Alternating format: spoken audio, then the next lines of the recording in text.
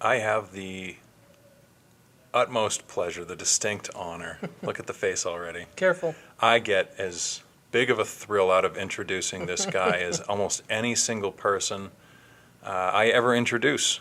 And I get to introduce some pretty wild and incredible people.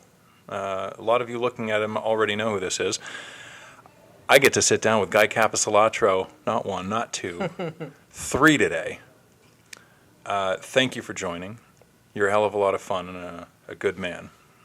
For those of you who don't know Guy, I can't think of a more prolific writer. May as well kick right off with divulgence. I've been kind of making it a habit of just laying some things out at the beginning, get it out of the way.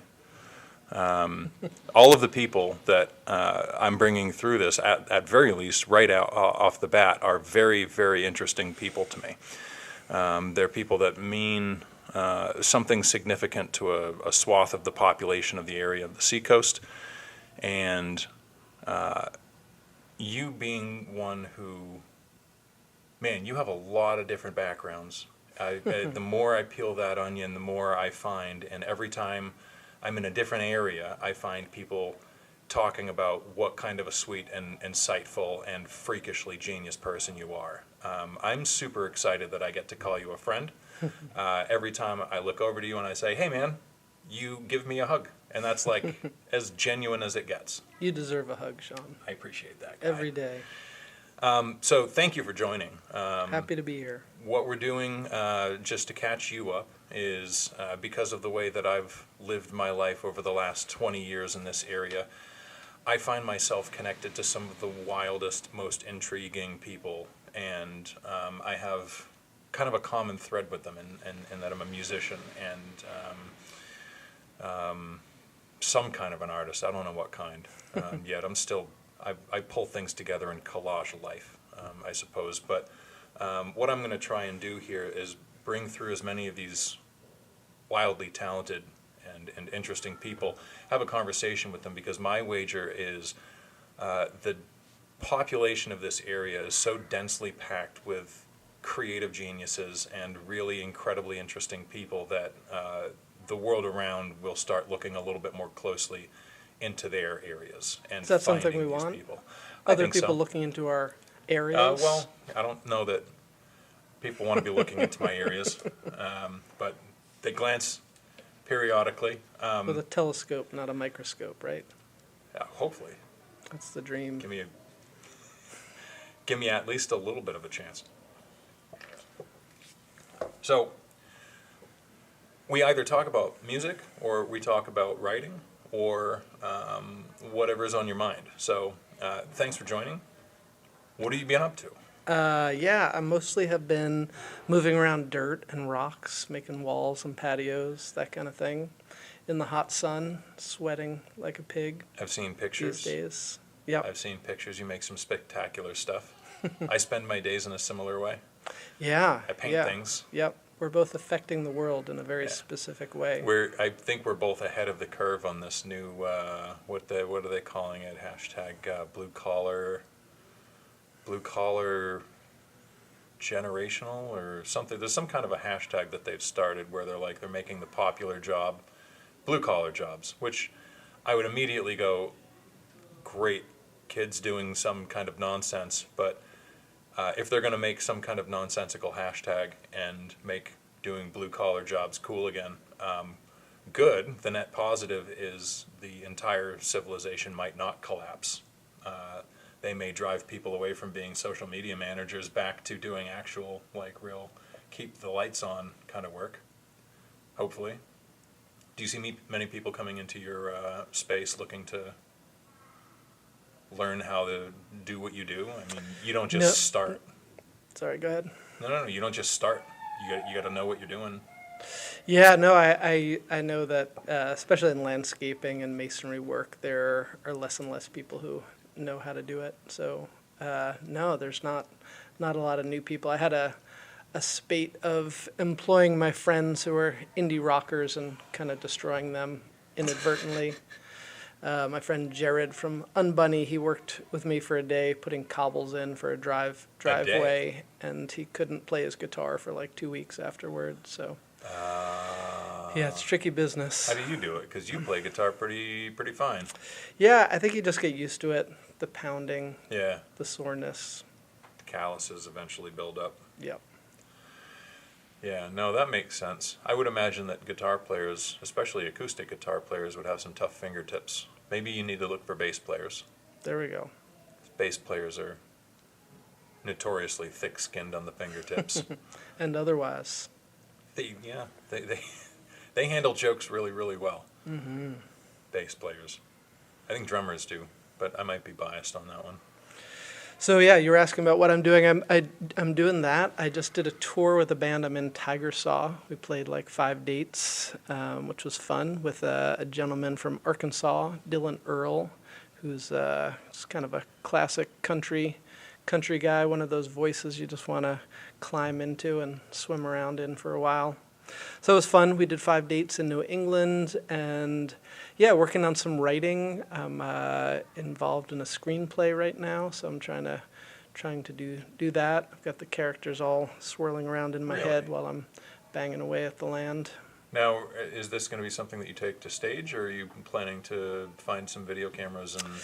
Yeah, I'm planning on filming it, so I'm trying to actually write things that can be filmed and make it, yeah. Now, you know a lot of people that have some really crazy talents for filming and making videos. Is there any chase that a Chris Cote might be? We've done some projects together. He did a couple videos for me, and we're talking about some smaller things in the future, but I'm doing this with Carson. This one's with Carson. Yes. Carson has a real serious eye. He makes some really interesting stuff. He sure does. I would love to have him on here. Yeah, he would have some things to say. We got together for coffee maybe a year ago, and it turned into just 3 hours. It would literally just have been a podcast if we turned on a camera, because we just talk. Yeah. Very it's much like battle me. for space, I'd imagine. Yeah, exactly. Between he and I, we filled up the space pretty well.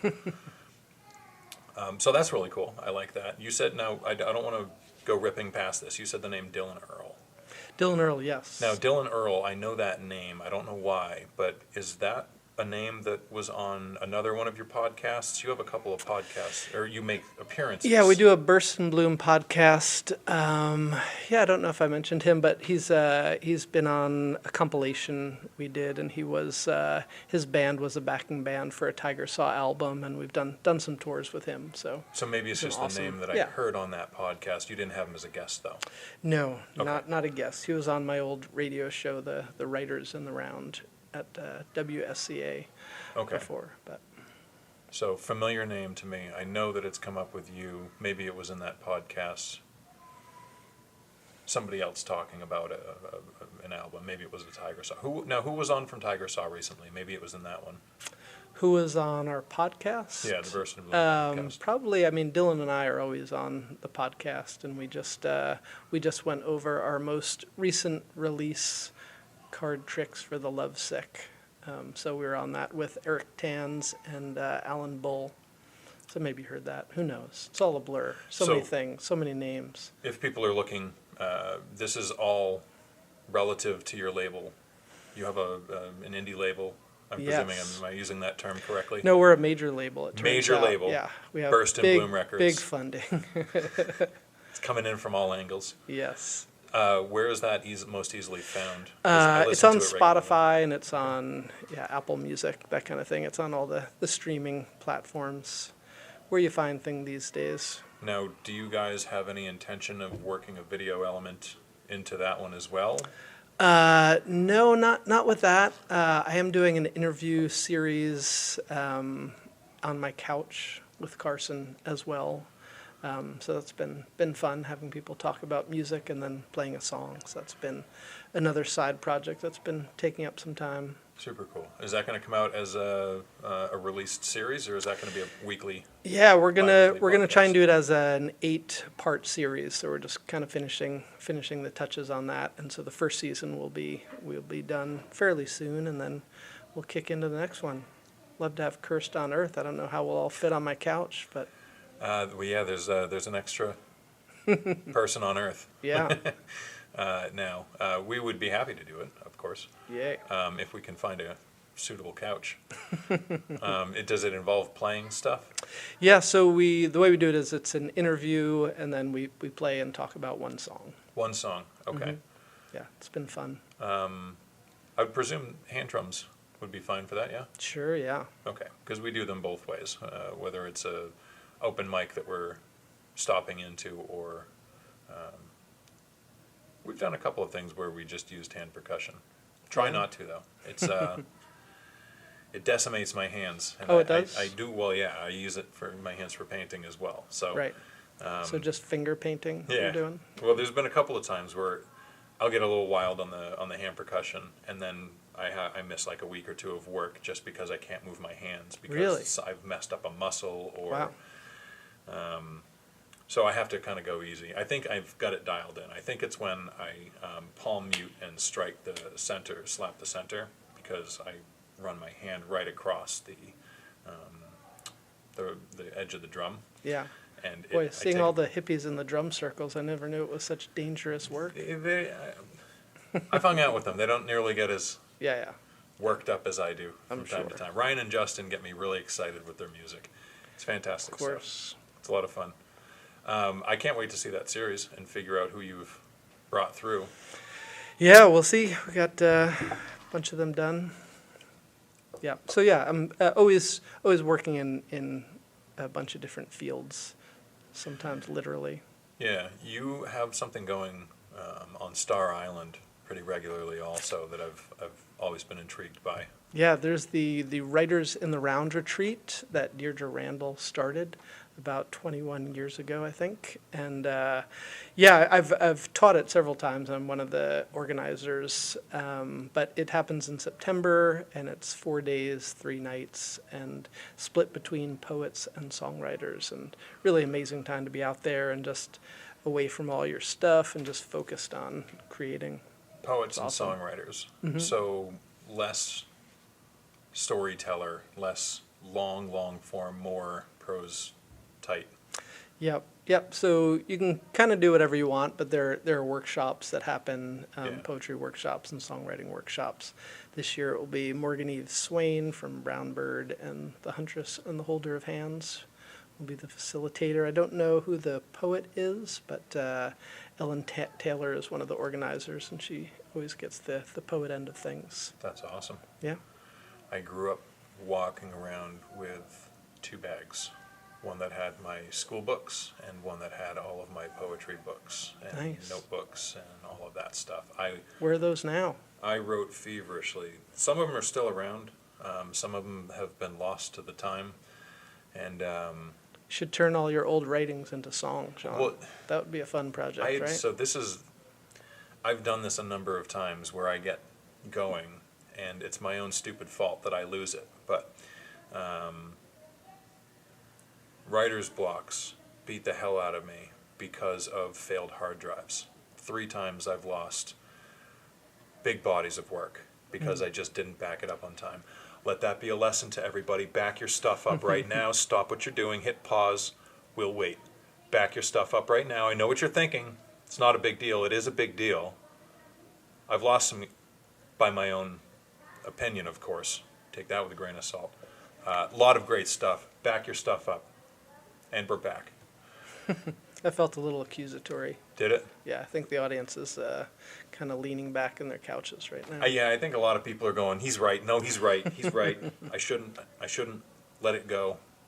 Yeah, it's a thing that has plagued me. But I still do write. I fully wrote and recorded a few songs, did all of the stuff on Reason, the drum parts and everything, programmed everything out, just for funsies. Awesome. Literally had a drum set in the other room set up for recording, and instead I just said, hey, let's keep it simple. And Where can we hear those? failed hard drive, wiped out. Dang it. Yeah, I had a friend that I used to play with an awful lot. Played in a group that was entirely improv called Adamas Pondera, and I had him just listen to what I had made and just riff. And he riffed for probably 18 to 20 minutes. and I then took that and cut it up and moved it and redid stuff. And when I collaged it all back together again, he listened to it and he was like, "That sounds incredible." And I said, "It's you." And he was like, "I don't remember playing any of that." And I said, "Well, all of it is you. It's just all from different places." And I didn't think much of it. I just thought I was having fun. I think that goes back around to maybe I don't think of myself necessarily as a songwriter. So when I do it, it's just a goof. But when you do anything, it's like, well, It's also goofy. Is it? Yes, very goofy. You try to be goofy, but I think that's kind of part of your brilliance. You probably, tell me if I'm wrong. I bet you get an awful lot that you're very weirdly talented and nobody can figure out how you write so prolifically, so quickly, and so off the top of your head. No one's ever said that before. Nobody's ever? Yeah, that smile says you're wrong. Yeah. No, I do write a lot, and I mean, really, I just work very hard at it. I mean, that's a secret. Yeah. Talking about Star Island, I go there every year, and people are amazed that I come out with, 14, 15, however many songs. But I also sleep like 1 or 2 hours a night. I skip meals. Yeah. I don't do the social things. I don't hang out and drink. So yeah, I That's mean, handy. the secret is you just work really hard. That is the secret to literally everything. Yeah.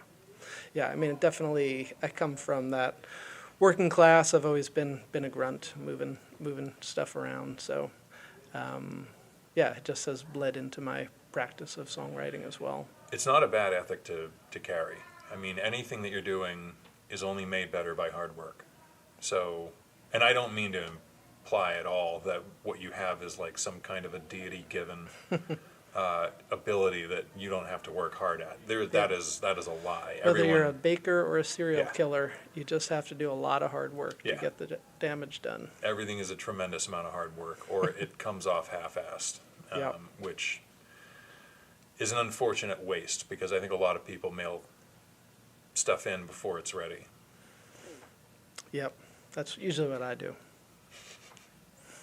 Here they are. Without these folks, taking Seacoast Entertainer to the next levels wouldn't be happening. Not to this scale. Tangram 3DS actively supports our music and arts scene and has proudly been part of it for the last 20 years. Their creative pros bring vision to life with everything from 3D renderings and VR to video, animation, web design, and branding. As a team of artists living and working on the Seacoast, Tangram considers a thriving local culture essential to us all for the connections we make, communities we build, and creativity we foster. Visit tangram3ds.com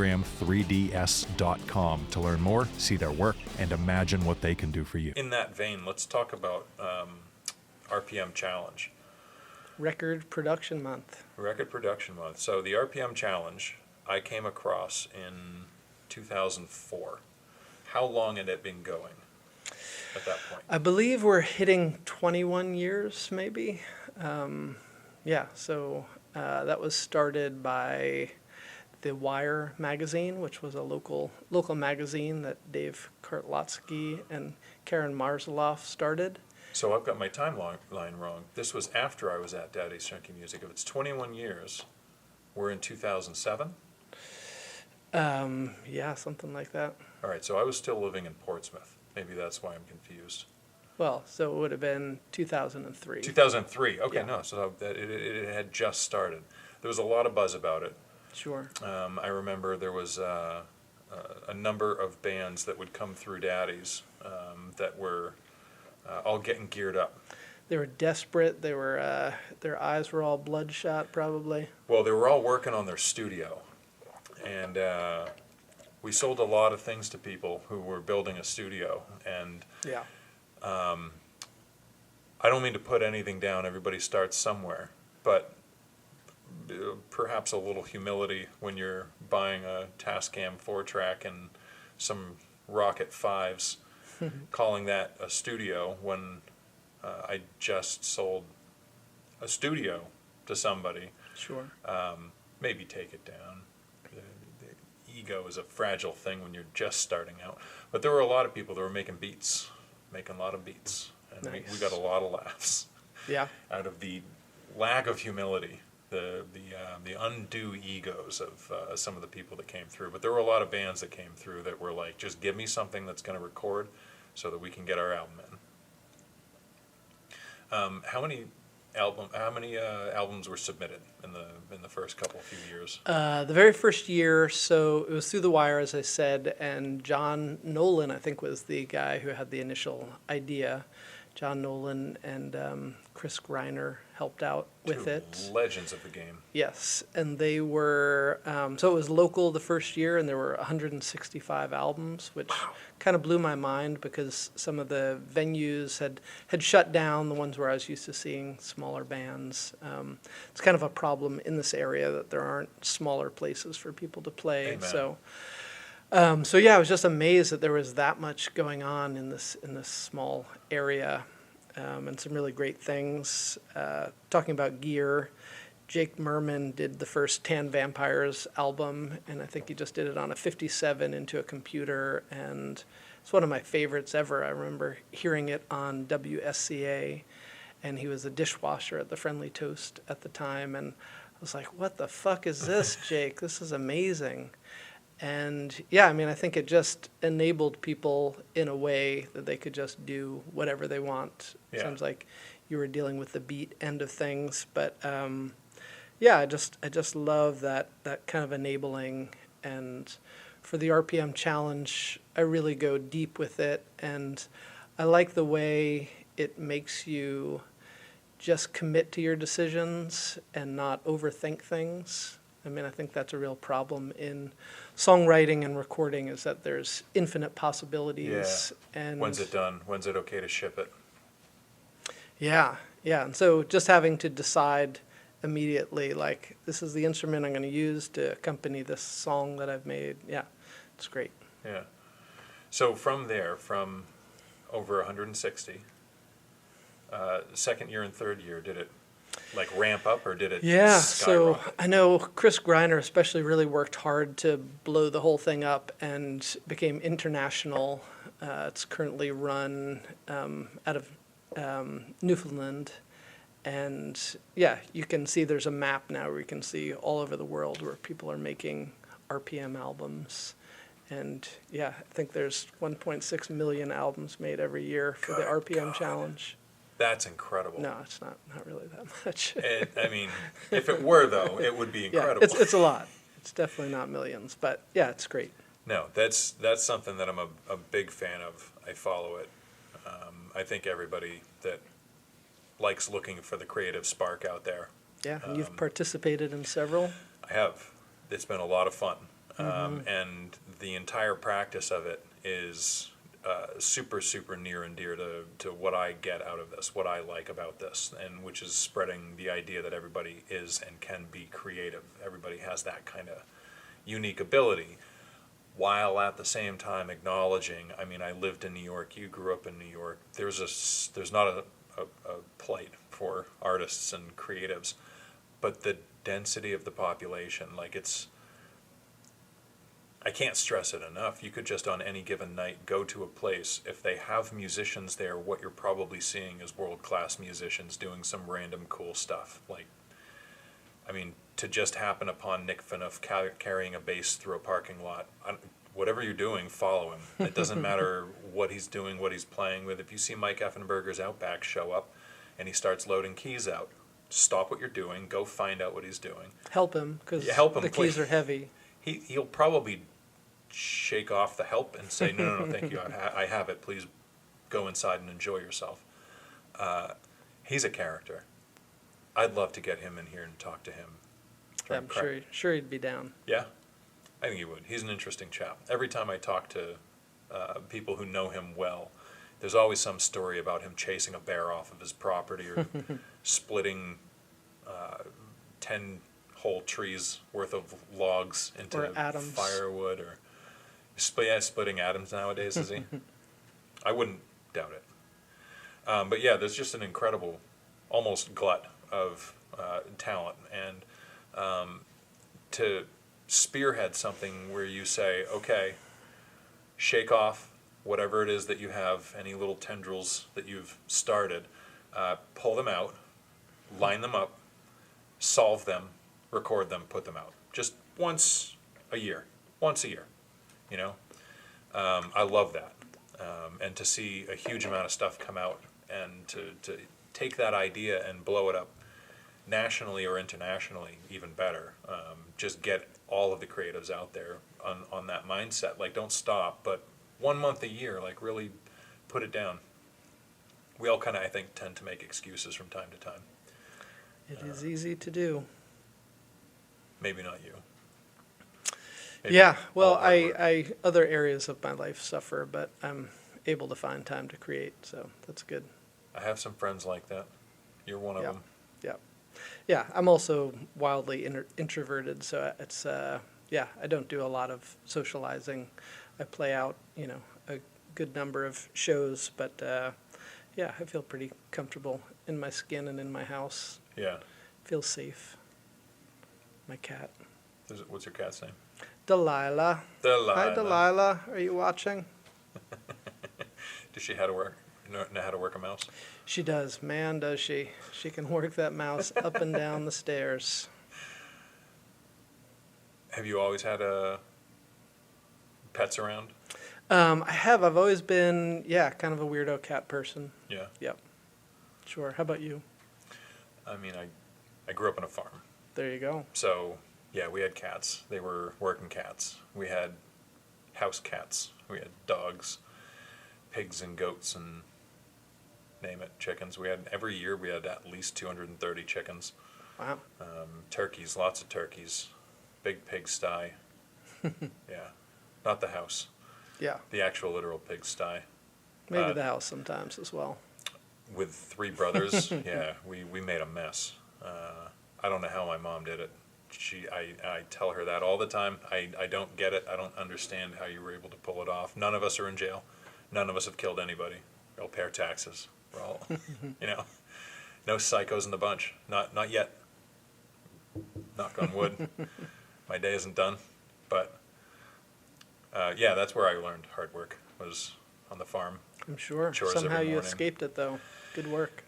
Escaped the farm? Mm-hmm. Not really. Okay. I can't wait to get back Still to on it. the funny farm. Yeah, for days. Yeah. But yeah, that was all life's lessons, I think, can be learned on a farm relatively young. It's not the easiest thing, but neither is life. So, True that. what was your childhood like? I've always wondered this. You're a New York kid.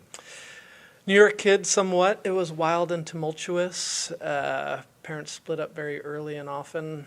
Yeah, my mom had a tug of war with my aunt and dragged me across the country hitchhiking, and we're kind of all over the place. And yeah, lots of times waking up in strange places around no one I'd ever seen before. And then, yeah, I was probably like 6, and things got a little too crazy with guns and drugs in the house in Marin County, and my mom sent me back to New York to be with my dad, who had maybe forgotten about me by then. But yeah, Wild childhood then. yeah, it's a wild time. Is that maybe where the introversion comes from a little bit? Who knows? Control the space, hide Definitely out. spent a lot of time on my own.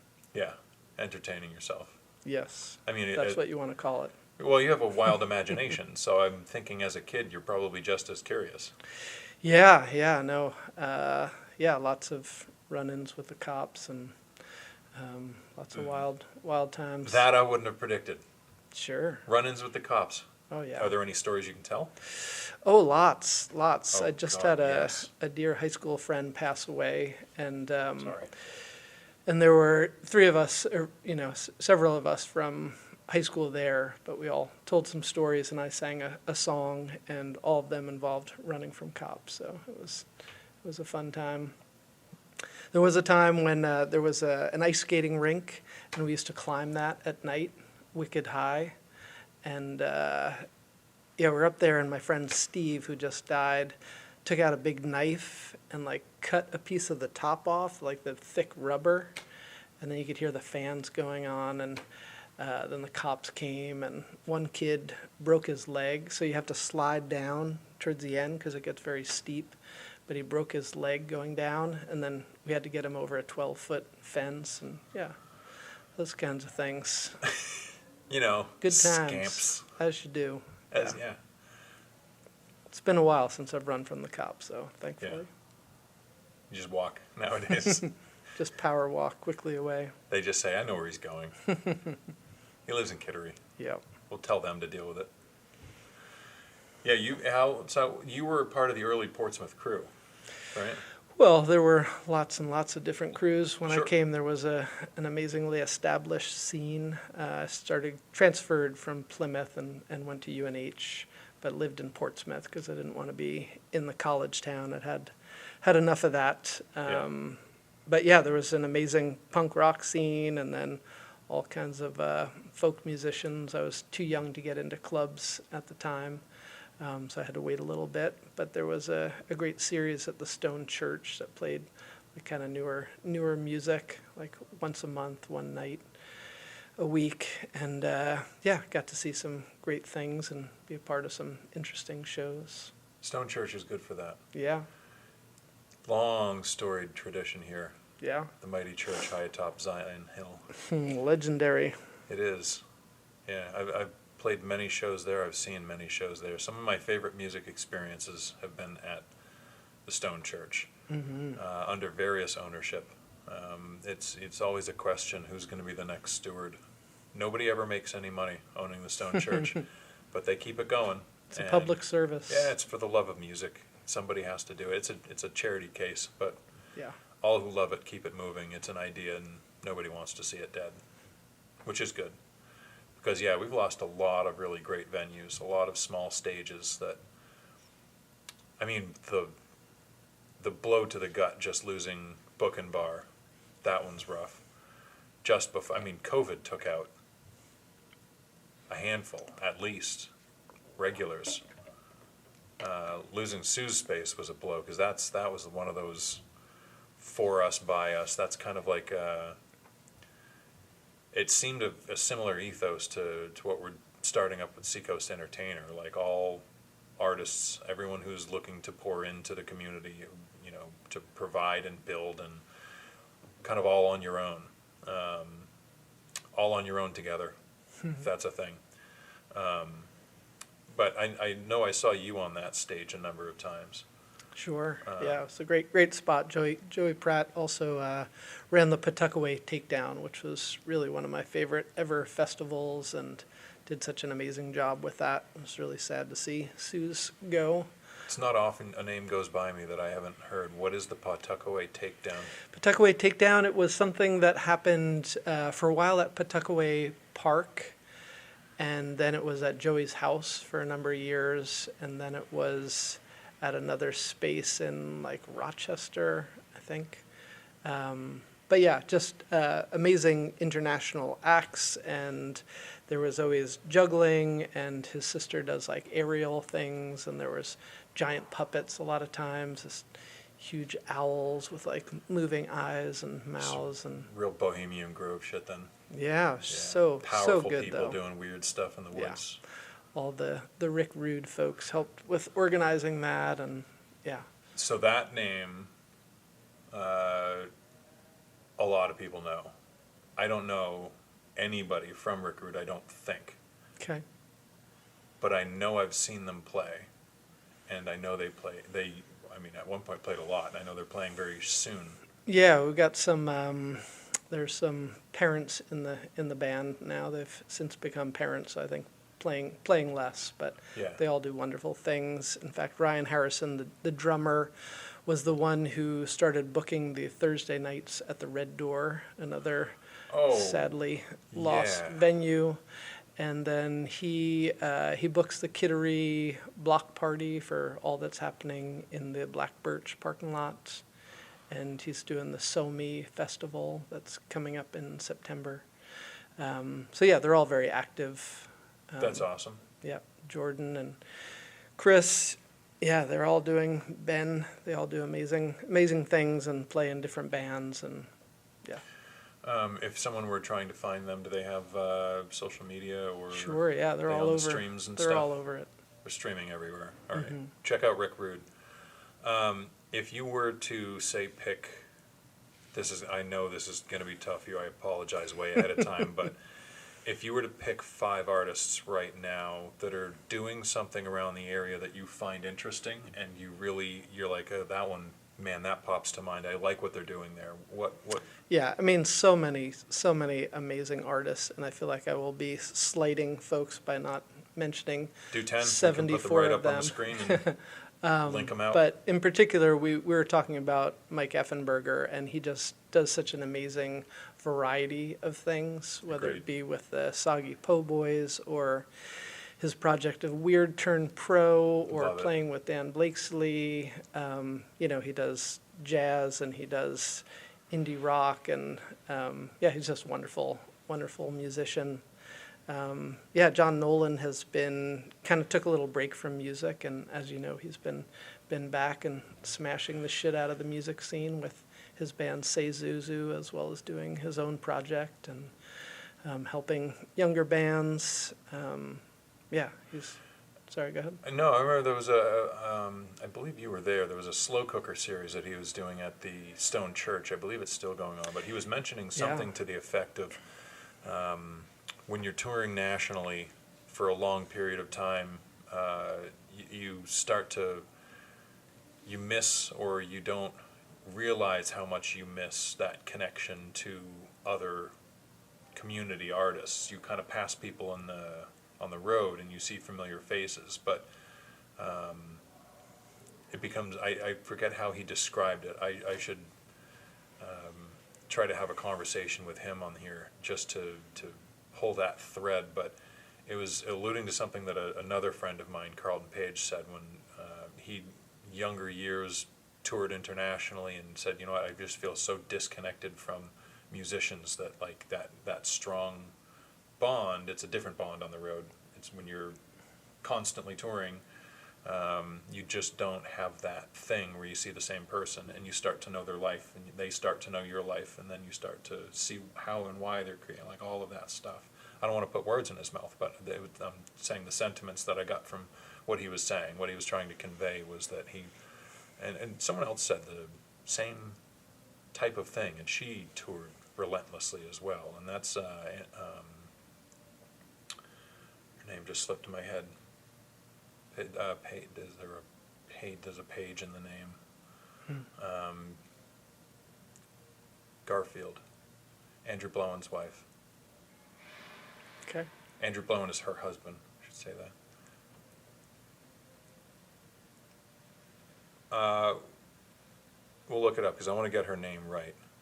She's very sweet, very talented, but she had been doing a lot of touring as well and had kind of a same feel on it. And maybe it is a little bit to do with the area, because really both of them, the thing that they were missing was here. It's this thing here. I would imagine a lot of other people in a lot of other areas have a similar thing. Our focus being here. I mean, like I said, I've lived a number of places. I've never come across, like, you can't even throw a tennis ball more than 15 feet without coming across somebody who's just a wildly talented artist or musician specifically. This area is kind of beefed out like that. But yeah, John Nolan is a crazy talented guy. He came up on stage during the Jam of Legends that I was doing and asked, which I thought was hilarious. I said, yeah, if there's any time where there's one of these going on, you don't have to ask. Just come on up on stage and do whatever you want to do. It seems like when he starts touching the guitar, it's more than second nature. It's inappropriate. So describe to me in 50 words or less. You don't have to count them, but if you were to compare John Nolan's approach, his style, to one that people should go, by the way, he's on all of the streaming stuff.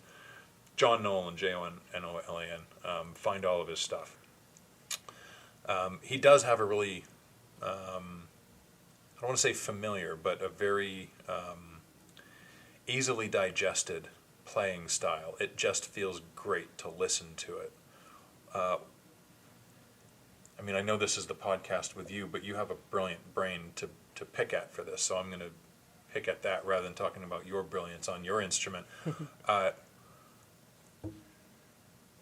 His playing style. What avenue do you think that comes to him through? Well, he seems like he's always done music from a very early age, has done a lot of touring. He's very, very community-minded and really pulls people into his orbit. I think when we were kind of growing up in the music scene in the 90s, it was a little more fractured. It felt like there were, different kind of areas of music. You didn't hang out with the folk musicians, and the punk folks didn't hang out with the people who were, sorry, what? No, you're reminding me some stuff like this. There's a much bigger melting pot now, and everybody doesn't click out nearly as much. A little bit. There's still a little bit of that hanging out, but a lot of that separation has gone away.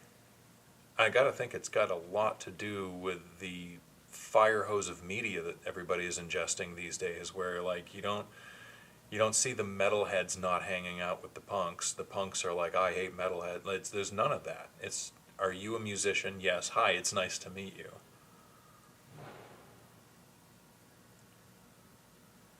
Yep. Hi everyone, Sean with Seacoast Entertainer.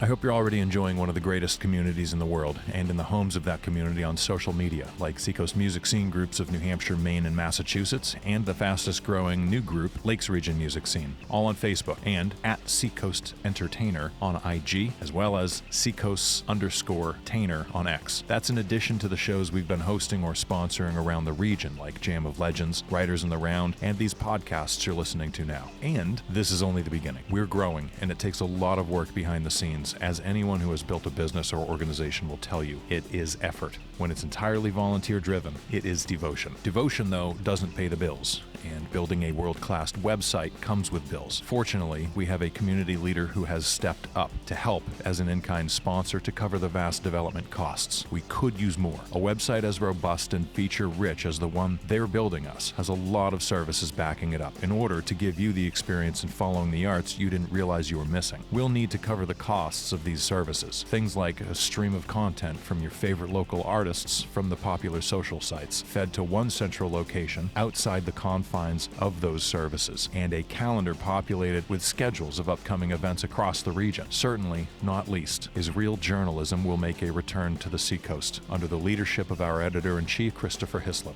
With this comes all of our favorite pieces like 5 Spot and Spotlight. One of my favorite undertakings in all of this is the Musicians Archive, a constantly expanding archive of the musicians and bands who have come before and those who are just getting their stage legs. We all know that we're standing on the shoulders of giants here, so we'll pay tribute to as many as we can identify. From the ultra-popular like Say Zuzu, Thanks to Gravity, The Press Project, and Fly Spinach Fly, to wildly impactful artists whose names you've never heard. When you hear me reading ad copy for businesses, know this: they're paying actual money to support our amazing way of life, engaging with this gift to humanity, the arts. So John Nolan. I don't think I got my 50 words in.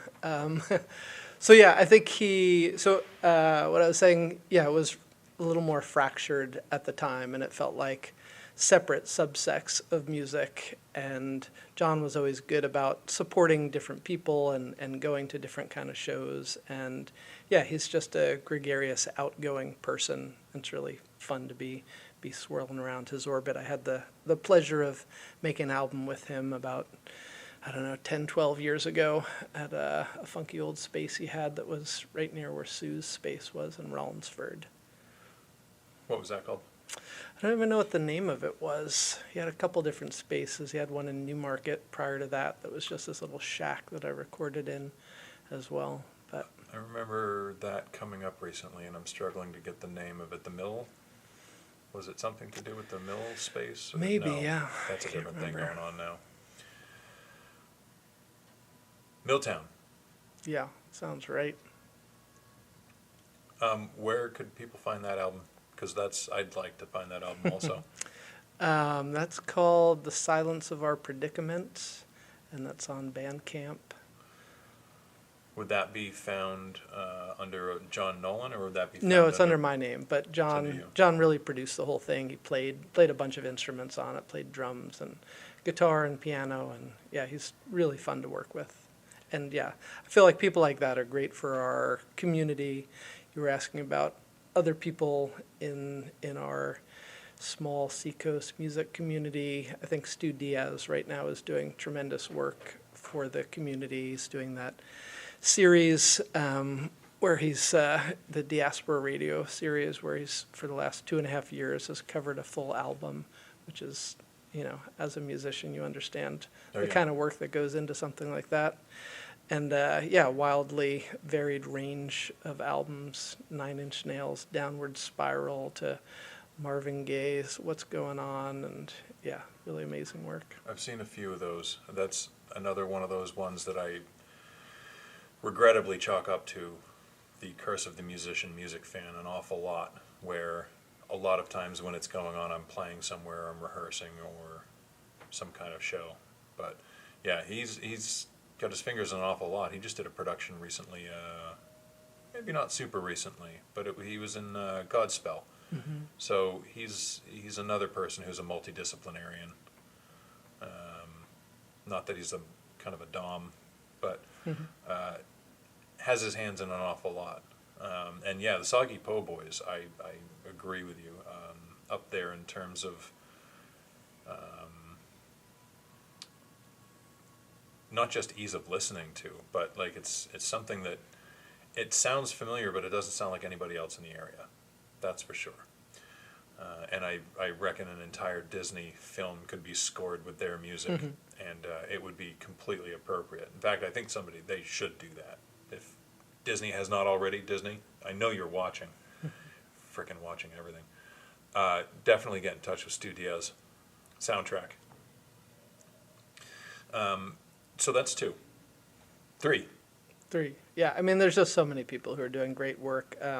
Mark McElroy is another one who's just got his fingers in a lot of pies. And I just feel lucky to be amid such wildly creative, talented folks who are also generous with their time. And I have friends that live in New York, that perform in New York and perform all over, and money is just such a different thing for them, and I think spaces are expensive, and it's expensive to be a band, and I think we all kind of jump in on each other's projects because it's fun and because we're a part of a community, and not a lot of us are doing this as our work, so it's not like we have to suck every dollar out of it, and it just feels nice to be able to help people out and then to ask for help.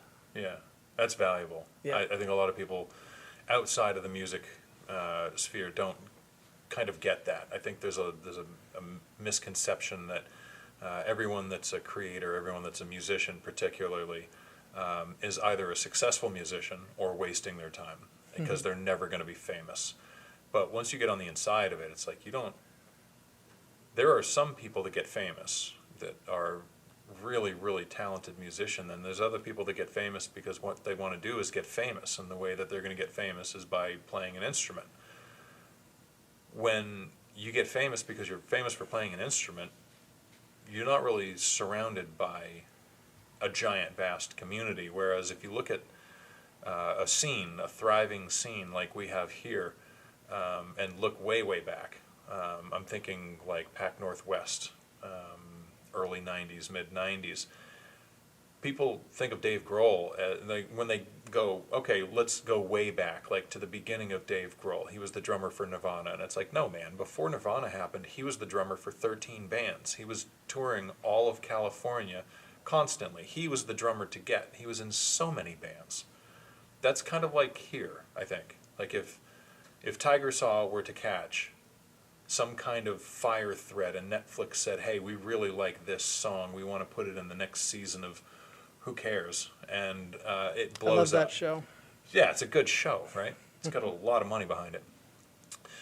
If you blew up and all of a sudden had 100,000 people following Tiger Saw, you could basically set up a show in almost any city and guarantee that 100 to 200 people are going to show up. So if that happens, where did these guys come from? They just came out of nowhere. Not really. Not really. I mean, how many albums would you say you've released, you personally? I don't know. That's been coming up lately. I should at some point count. 1,000. Who knows? Hot damn.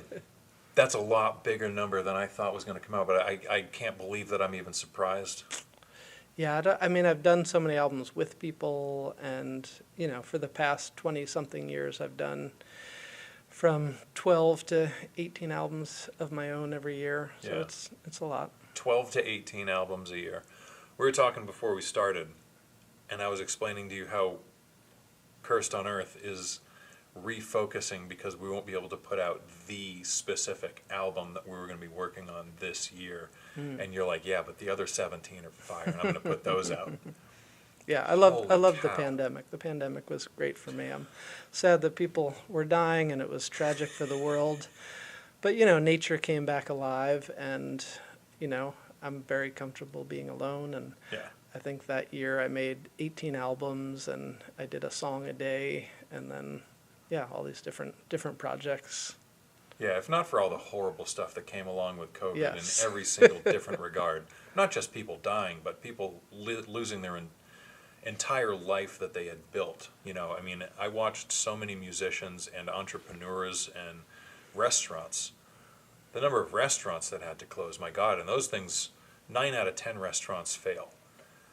These were non-failing restaurants. These are restaurants that have been going forever, institutions. I mean, the number of people that lost their, quote, life, not just the ones that died.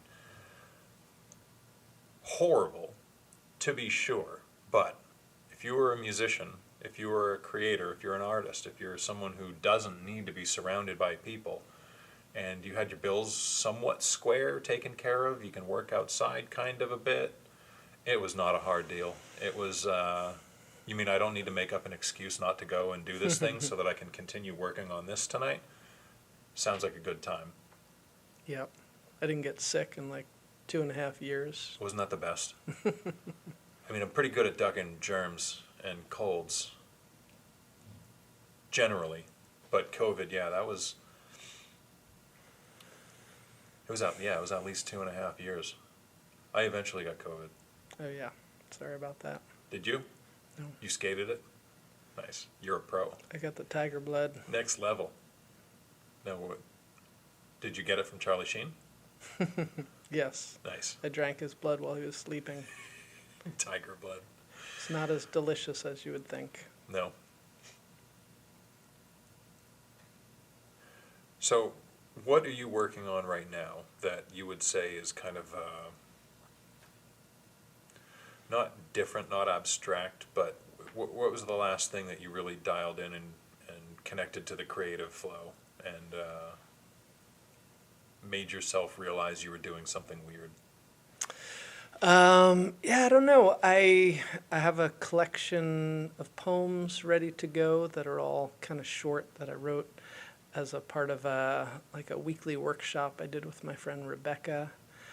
And I have a couple albums I'm working on, one of which is with Terry Palmer, a friend of mine who does great production. I've done a number of albums where I just basically give people my songs and let them do whatever. I'm not precious about songs at all, so that's Cool. always fun. I've seen some of those come out, and there have been some really cool takes on song. I mean, it's not that you have a fingerprint, but I suppose I'm all right now at catching a Guy Capecelatro song. Maybe that's just because I've read and listened to so many songs, but in a background in writing, there tend to be fingerprints. And I've enjoyed immensely listening to some of those. Now, aside from albums, you do release like non-music writing, right? Yeah, I have a couple books of poems out. I have a collection of stories that I'm working on. Yeah, a number of things. I'm doing a record with Jim Ryu that's been fun, and yeah, just trying to get my mind into some more visual projects has been really intriguing for me. I had, I guess, way back when in my 20s, I published a lot, and one of my stories, a woman turned into like a short film, and it was really a fun experience for me, and I got to be a part of a lot of the decisions, which was great. But yeah, I would really like to do some more of that. That's really cool. You had mentioned that you're doing a screenplay right now, working with Carson.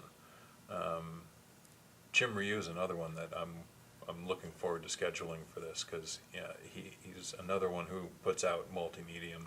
He puts out. He sure does. He's a giver. Crooked Barn Collective rides again. Yeah, that place is, we get some fun jams in, playing from time to time. It was a weird happenstance that he asked me to come by and play, but I'm glad he did. I have a good time playing with him, playing with you as well. When you set out to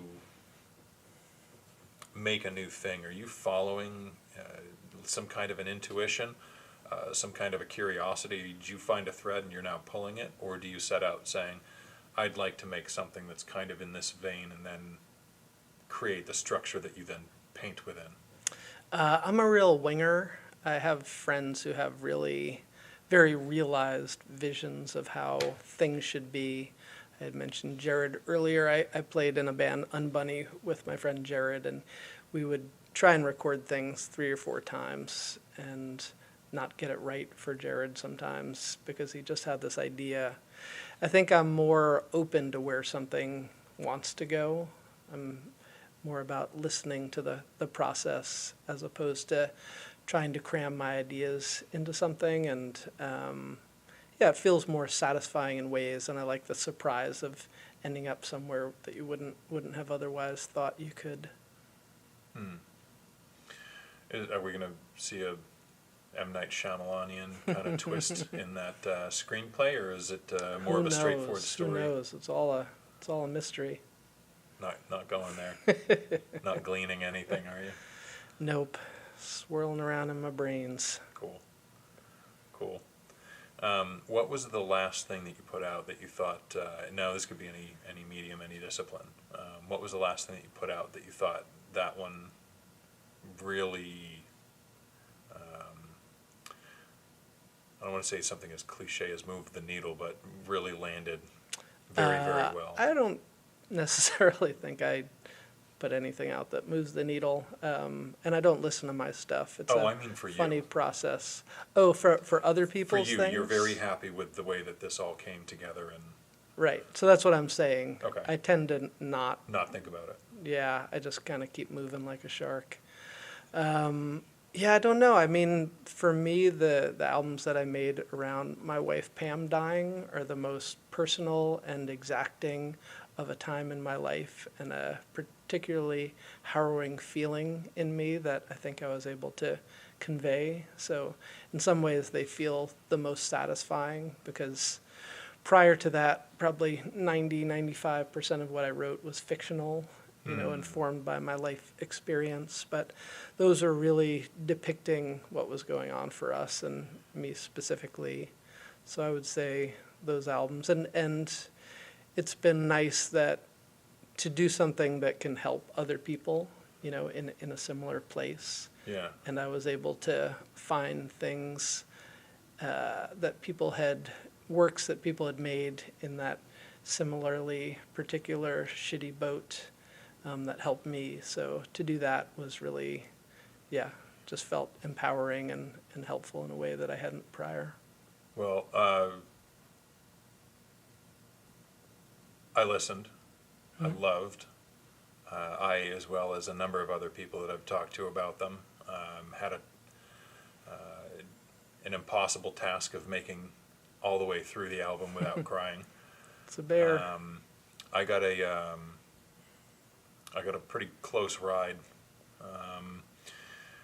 closer than I wanted to be to the subject content. Yeah, I remember. And sorry about that. no, I'll let her speak to it. She's booked on the podcast on the 14th. There you go. I'm not sure when it's going to come out, but my wife Courtney Donovan has a story that gets along those lines, and we were seemingly lucky at every single turn. If it could have been this or that, it went this way. If it could have been this or that, it went that way. And it was no picnic on her. I felt like it was a lot easier on me than it should have been, until I started picking out signs of, oh yeah, I do that. Oh, I do see that. I do feel that. And it's all kind of catches up later. But listening to you and that album really, there were a number of times where I had to stop, and I realized I'm going through a thing because Guy's describing it right now. And it forced me to stop and kind of take inventory and really that connection solidified in me with that. And I can speak to what you also just said about there being other people that helped you with their writings and words, and hopefully that you could do the same and pass it along. I have several other friends who lost people very, very close to them, one a mother, and it was a very rough ride through. And what you did broke them in a good way, in a really helpful and positive way. And I see that constantly with you. And one thing you always seem to do is hard work your way through something and put something out that helps everybody around. I know you don't like looking back, and you don't like taking compliments, which is one of the reasons that I enjoy giving you compliments. So much of what you do helps so many people. It's an honor and a treat to operate next to you.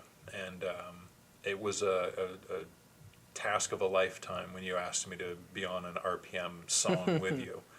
It was easy. It was a lot of fun, and it was clear that you have done this so many countless times that it was just a non-thing. It was just, hey, let's just do a thing. And Well, yeah, thanks for your generosity with all that. We've done a number of things together. You were on the Christmas album, and whenever we're playing in a live setting and I ask you to Right. jump up, you just jump up and jump in. You've got those big ears for listening, so I appreciate you, my friend. oh, absolutely. I decided years and years ago, probably 21 years ago, if anyone ever asks me to get on stage or, hey, can you jump up? And I'm always going to say yes, 100% of the time. And you're one of those people who does not shy away from saying, hey, come on up here. And I love that. I really do. I will never say no to you. Awesome. Yeah. We're going to be burying some bodies later, so Cool. I've got these big digger hands, and I know how to work a shovel pretty well. So when you have any free time, do you plan out next actions, or are you a go with the flow kind of guy? yeah, not so much, and I do take downtime. I'm not always working on things. Obviously, a month like February, where the RPM challenge is happening, and I'm trying to do a bunch of projects, I'm really busting my ass with that. But one thing that I appreciate about the work I do, landscaping, is that allows me a lot of time in my head, so I'm able to just roll around with characters and scenarios, and yeah, I do a lot of creating in my head prior to putting, fingers to pencil or fingers to keyboard. And whichever one is speaking the most loudly, presumably, is the one that finds itself at the front of the line that you work on? Sure, yeah, it's all a battle for supremacy inside my brain with lots of different characters in crazy outfits. Hence the smoke often pouring There you from go. the ears. You talked earlier about, or mentioned, not talked about, you mentioned places. One of the things that we're going to be working on, for those who don't know, Guy Capecelatro the third is a board member of Seacoast Entertainer. We're working to create a nonprofit media hub, and that spans more than just music. By I thought we were going to take over the world. I don't know that we need to. I think the best thing to do with that is create the model that we think supports the local artists community as well as possible, show how to do it, build it out, and then encourage everyone else everywhere else to do the exact same thing. I don't ever want to dominate. I want to inspire, very much like you do, others to And you do. to do. Make the thing. I say it all the time. Make the thing. Escriba. Write it down. Make it. If you don't make it, it can't be. So your side of this. I don't want to pigeonhole it because there's no pigeonholing you. So when you look at what you're setting out to do, say within Seacoast Entertainer, what are you going to try to shape, craft into existence to help others? Yeah, I love this community and I love being a part of it, and I think just creating more avenues for folks to support and to build up and to collaborate would be an awesome way to do this.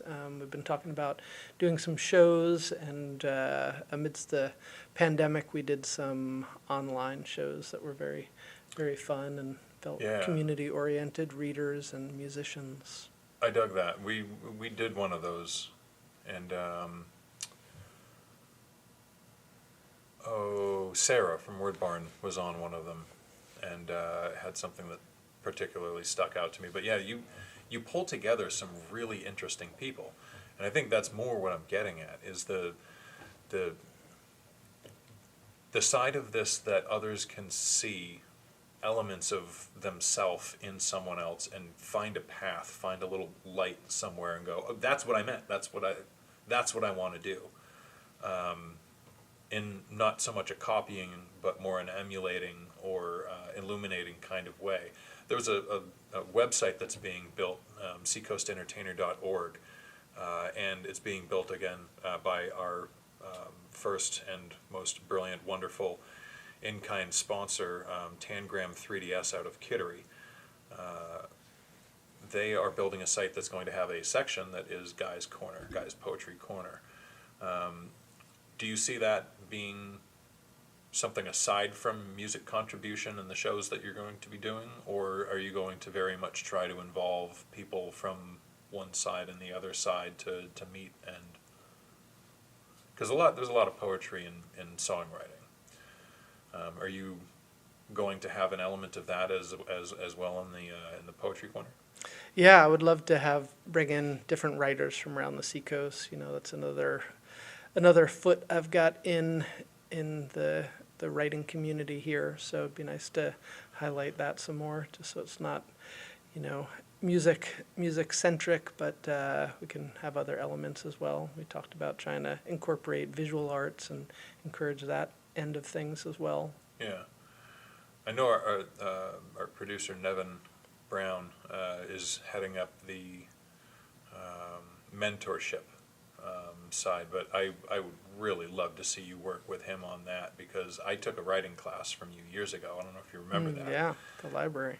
Yeah, Courtney and I went to that one, and you had a lot of wildly insightful things to point out that made what otherwise would have been a difficult thing to approach, sitting down and getting an idea out, the way that you described crafting them and letting them come and then kind of exploring them, and it makes the act of sitting down and writing out a thought a lot less daunting. So I think that's something that people could really benefit from. Yeah, I do think creativity is a muscle, and you should be flexing it all the time if you want to have output and want to keep growing and diversifying. Yeah. Something that I aim to have a big focus on, and this is the archive, because there are so many levels and depths to the community and how it has shaped and evolved what you see here today. I mean, you can say we're all standing on the shoulders of giants and those that came before, and we all are. There's been a lot that came through, but there's so many unique people that would have stood out regardless. It's an interesting area for that, but what I'm looking forward to the most is trying to capture and maintain a record of some of the craziness that's happened here. So what we're trying to do is gather up all band names, and if we can find the names of the people that were the musicians within the bands, All of the albums, where are they? How can you access them? Are these people that still have crates in garages with albums? There's a show, a festival of sorts that we're shaping right now. We should probably pull you in on it. I'm working with a couple of people to make a show that invites all of the bands and artists from the area to pull out their stores and come to I don't know if it's going to be a 1-day or 2-day festival where there's lots of tents and lots of tables and multiple stages and people playing and mixing and mingling. Should be a lot of fun. But in building out this archive, we need venues. We need places that have made space for musicians. And I would like to know from you, you don't have to bullet point and list, but if you were to call to mind over the next 5 or 10 minutes some of the venues and or venue owners who have been a part of making those spaces where people come together and share their art, what would be the story? What would be some of those people?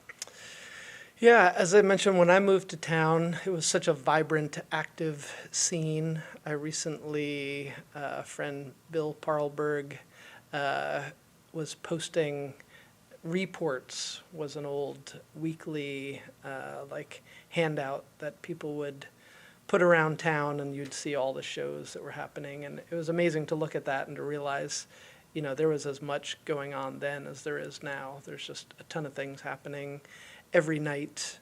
So there was, all this established scene. It was not necessarily my thing, a lot of it, which was fine, but, the Dolphin Striker, the Press Room, which, was a little more stringent with what it was doing in terms of folk and blues and jazz, but started opening up over the years.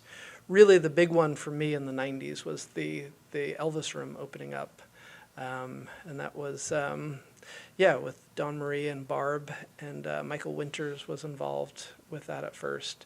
So that was the first time that bands that I really loved started coming to town to play. I got to open up for Vic Chestnut, and I got to open up for Lowe, and played with Elliott Smith there for the first time. And it was just an incredible space. And even now I look at the calendar for those and some of the most amazing bands, and to realize I was going there like 3 or 4 nights a week because of what was happening. It was a big blow to the community when that failed, when that closed. Yeah. And then there was a place, the Warm Penguin was a place in town where they would do open mics, and I decided I would try and do a different band every week at that, which was kind of fun. Make a different band or bring a different band through? No, make a different band. Just have more different songs and different concepts. Yeah, You've been a fun. wild man for a long time. Indeed. Yeah, the Button Factory, the hoots that they used to have there, they were really fun and instrumental. Is that where the Button Factory stage is now? No, it's the actual Button Factory, the old building that made the buttons. But there was an amazing painter and musician, Gordon Carlisle, who's still around and still doing incredible work. But he had opened up, they would do a once a month hootenanny where people would do different things. And someone had described it to me more as being like performance art. So I had this idea, I had gotten a religious tract about Jesus Christ, and it seemed very S&M, very like sadomasochistic. So I created this whole thing with some friends there, and it was, the time of the scandal with religious people. And so I was reading this, and I had a friend who was playing drums and another dressed up as a priest and a prostitute. It was this whole crazy thing, and she ended up ripping her top off and then dripping wax onto his chest. I think it was a little too much for that scene at the time. She ripped her top off and dumped wax on his chest. Yes. Too bad there's not video of that, but it was a good time. Demons that night, did you? There were a lot of demons swirling around. Yeah, yep. They were around. But those were some, yeah, just wild times. There was a band, Edge Redeeming Qualities, who I saw for the first time there, and they were doing such a fun and different thing that just clicked with them immediately. No, that's the thing that really excites me is the weird, the getting wild. It's most of the time it's where you find the wild new weirdness, and I'm always on the lookout. I mean, I have to be. It's a compulsion. If I hear something, and that's something we follow in Cursed on Earth, if it sounds like something that's familiar, we're doing it wrong. We have to scrap that, completely go back. Well, let me just mention a couple more. The Yeah. Bowie, in the day, they used to do an experimental music night, and my friend Josh Baker would play like a bicycle tire and had all things connected to it, and that was really, really a fun one. And then the Red Door was another It's a great spot. amazing spot. My friend Sid Lindner approached Cresta about doing like a Monday night Hush Hush Sweet Harlot series, and yeah, saw some incredible acts there. And that was one that I would just go to every week, no matter what, if I could. I remember that one pretty well. It was I wasn't at every single one of them. Most of the time I spent at Coat of Arms, but I lived in Portsmouth from 2004 to 2007, late, perhaps into 2008. But that was one of the two regular places. If I wasn't there, I was at Coat of Arms. Coat of Arms was really my living room. Yeah, it's a great spot. Any other places jump to mind that maybe, for posterity, for the ages, make sure they're mentioned? Or Yeah, I mean, we talked about the history of the Stone Church, and that's a really been, there's so few that have existed throughout the course of my time in Portsmouth, which is going on 35 years or something. But those were some of the highlights for me, for sure. what do you think would need to be done to birth a new Elvis room? Because the area so desperately needs more small stages, Yeah. small venues. Yeah, it's unfortunate that the rents have gotten so high It's that murder. it's really prohibitive of spaces like that starting at this point. When I moved to town, I paid $160 for rent and could make that in a couple days working, and you could get really weird spaces for very cheap. Yeah. The band I was in, Toast, the drummer and the bass player lived in the Mattress Factory, which is now condos, but it was just this cool, weird space. There was an Australian artist who had all these giant sculptures that he'd been deported, so the sculptures were all just sitting there, and we did shows there and had a rehearsal space. We shared with the Bruisers at the time and played with all kinds of wild bands like Bob House and Fly Spinach Fly, and yeah, it's just the cops just didn't bug us, and it was cheap. We weren't hardly paying money. I don't know that we'll ever have that. I think, WSCA is doing a great job right now, just bringing in bands from kind of around the country and pairing them with local bands, which is something that doesn't happen enough. Yeah. Yeah, and Earth Eagle North, what they're doing has been really nice for the scene. Auspicious Brew in Dover, these are some of the places that are making it happen. But I just think Portsmouth is tough. It's just gotten out of control, and even the surrounding towns, you can't do whatever you want in a space. You can't go in and set it up the way you want unless you're paying a lot of money or you buy the building. Yeah. Yeah. Yeah. I every time this topic comes up, I try to remain measured because I can get on a soapbox and go for probably an hour to two, giving my theories on how and why gentrification happens, how and why areas rise and then inevitably fall. I don't want to try and prophesize, but Portsmouth is a place that makes the majority, I think, of their money, except for the handful of hedge funds that are in the area, off of the entertainment and arts community. I think at the beginning of the pandemic, they did a study and found that there was tens of millions of dollars that comes into Portsmouth specifically because of people coming to and engaging with the arts. And what they've been doing, I thought I was one of the last artists to flee Portsmouth in 2007. There were a handful more that came after that, but Portsmouth was a rough town. I mean, it was a seaport town. So for when did it start? 1624, 16, deep into the dark ages of the would-be and soon-to-be United States, Portsmouth was there, and it was a rough place. So it's had a lot of faces over the years. I didn't think the Disneyfication of Times Square version of Portsmouth would show up quite so quickly, but we're kind of in the middle of it, and it makes me wonder what the people that are running it are thinking. You ride the back of the artists because the artists are the people that don't mind living where demographics are tough and rents are cheap because it's a rough area to be. And it's usually artists that draw in young professionals that went a different route with their life. They want to be around the artists, so they flock to an area that is not completely rough anymore because there's a lot of artists around. And things start catering towards the artists, and you get things like the Elvis Room, and you get venues popping up, and then a lot of people that are young and have money and want to go out at night and have fun move in.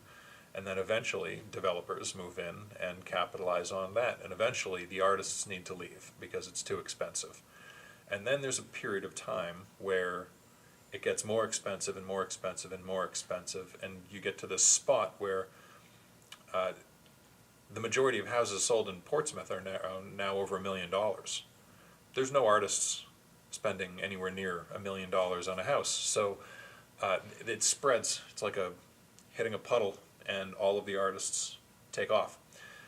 And the waves went into Dover, and then I kind of watched a battle between Rochester and Somersworth, vying to see who was going to be the next place to catch all of the artists that were fleeing the Seacoast gentrification. What it makes me wonder is, what's their end game? Are they even thinking about what happens when nobody can afford to live anywhere near enough to the area that they would think about waiting tables or opening a small venue where a lot of local artists are going to make an outlet that would then draw in people that have any interest in living in a place that basically caters to weddings and the occasional tourist who wants to spend a whole bunch of money on booze? What's the end game? And where do we go next? Fix it, guy. All right. Where do you think the next place is that because we have to start stages. We have to pop some up. And I know the Seacoast is getting harder and harder and harder because it's getting more and more and more expensive. Dover is exploding right now in terms of the prices of everything. Newmarket is as well. A lot of buildings where rents had been modest have been bought up and are now over $1 million, and they're taking the rents and they're doubling them, and in some cases tripling them, further driving out all of the artists. What do we do? Yeah, I don't know. It's tough. Any pleas that you want to make to? Yeah, I mean, I think what you need, a space like Bowie exists because, someone bought that and they're kind of using it as a community space. It's what you need is a benefactor, essentially, who's going to take a little bit of a hit because they appreciate the arts. That's really what I think it needs in ways. Right now, it's fairly untenable to create a small space where you're going to be charging $5 or $10 a head for shows and expect to make a rent in this area. Yeah. So that's tricky. House shows are a thing. I'm older now, and I feel like there must be a lot going on in the underground that I'm not aware of. We used to play at the VFW, and we'd play in people's basements, and I would imagine that's still happening, but I'm not as aware of it because of where I am in my life. So I think hopefully more of that, just creating DIY spaces and figuring it out for yourselves. Yeah, I have my ear to the ground, not entirely, because I'm not in high school and I'm a ways past college, but adminning Seacoast music scene, I see a lot of, I don't know, I didn't know they were doing stuff there popping up, and I think a lot of that is coming through what you mentioned, Auspicious Brew. The folks there are, they dedicated and wholly interested in supporting the music community and artists of the area and creators. So hopefully people flock to Auspicious. Open your mind. Drink the kombucha. It's incredibly good. It's good for you, but they also brought in beers, so settle down. Yeah, Helen and Jay and Kate are great. They're and awesome. I just played there, and it just feels like the old school thing that we've been talking about. They're creating a real environment, and the karaoke that they're doing, and the open mics, and the readings, and yeah, just having a great diversity of small things is really helpful. I think what you need are venues that make money off of food and drink, but that are also supportive of music, that are willing to carve out some days to have live performances. Really the key to it.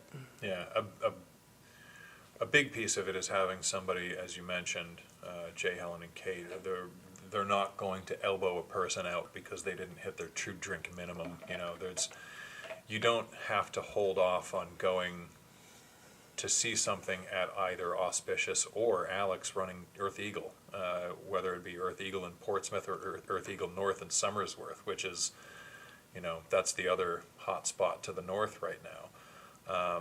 Those are two places where if you really don't have money, but you do have a desire to either engage with the arts community, music community in particular, or you want to try your hand at playing some songs, two of the most welcoming and beautifully supportive communities exist at those two places throughout the Seacoast, no doubt. There, Stone Church, a lot of supportive, wonderful people there. There's a bleed over, but when I think of a couple places where that's very much present, that old spirit of we're going to do this and to hell with the people that are going to make it all about money. Yeah, those are a couple of good spots. I'd really love to see some more pop up that are very, very listening room centric, where there's not TVs, there's not the rustling plates and glasses and beers. I really do like Sue's Space was great for that. That was a huge blow losing that. I hope somebody starts something to that effect soon. But you're right, there is a benefactor that needs to step forward and say, hey, you know what, it's not all about money, and this area dies if the arts go. And that doesn't benefit anybody. Surely not the artists, definitely not the people that are still buying $1 million houses in Portsmouth, even though nobody can afford to live close enough to serve you, we'll call them reasonably priced, beautiful delicacies, because the restaurants in the area are still on point. A lot of really incredible ones, and I can't wait to book some of the chefs and mad people, men and women who are behind the kitchen lines, cranking out some of those dishes. Portsmouth has some weird thing where they have more seats in restaurants than residents. I believe they've crossed that threshold. So yeah, wild stuff in the future, hopefully, coming along. I don't want to hold you up all night. You've been gracious with your time. Thanks for having me, Sean. Thanks for all you do. Sorry, I didn't mean to interrupt. Not at all. I've had a blast talking with you. I have a blast talking to you every single time. I hope we get to do it again. Yeah. Where can people find, burst and bloom, but I mean, where can people find, there's so much. Yeah, I'm on Spotify a little bit, much more Bandcamp, because that's an artist-friendly platform. If you look up my name, Capecelatro, you'll find some things. Yeah. Any dates coming up that you want to plug? I'm not dating right now. It's been a while for me. Thanks for asking, though. Not what I meant. Although if you want to date really. this guy, Nothing, for real, nothing reach really out. coming up. Yeah, who knows? I'll be on Star Island in September. Cool, Excited for that. cool. It's been a blast. Thanks, Thank you. Sean. Thank you for doing what you do. I love the crap out of you, man. Seriously. Love you too. All right. Thanks, everybody, for tuning in. We love all of you equally as well. Thank you, Nevin Brown, as Thanks, Nevin. always, for helping to do this, to record this, and for all that you do for Seacoast Entertainer as well. If anybody wants to donate, the bills are racking because this website that we mention periodically here is building and is growing, and there's a lot of elements that we have to plug into it. So if you see anywhere, somewhere, I don't know where he's going to put it, but on Venmo, at Seacoast Entertainer. Same thing at PayPal. You can find us at Seacoast Entertainer, P.O. Box 188 in Dover Rock City, New Hampshire. If you want to send an old-fashioned check, any amount is awesome. If you are one of those benefactors, this is a 501c3 nonprofit. We're putting everything into supporting the arts community and the musicians of the area. If anyone wants to get in touch about starting a venue that is simply about supporting music, I mean, dare I say, try and recreate. You can't recreate the Elvis Room, but that type of a place, the youngsters in the community greatly need it. And this is a couple of old hats from the community saying, please reach out, figure out how. If you want pointers, there's plenty of fingers in the area to point out, this would help, this would help, this would help. It's needed. So that's the plea. Thank you for tuning in. Love you all. See you very shortly. We have Courtney Donovan, we have Martin England coming up shortly. God, I want to get Mike Effenberger on this thing. Let that guy's noodle drip onto the table. Thanks, y'all. Here they are. Without these folks, taking Seacoast Entertainer to the next levels wouldn't be happening. Not to this scale. Tangram 3DS actively supports our music and arts scene and has proudly been part of it for the last 20 years. Their creative pros bring vision to life with everything from 3D renderings and VR to video, animation, web design, and branding. As a team of artists living and working on the Seacoast, Tangram considers a thriving local culture essential to us all for the connections we make, communities we build, and creativity we foster. Visit Tangram3ds.com to learn more, see their work, and imagine what they can do for you.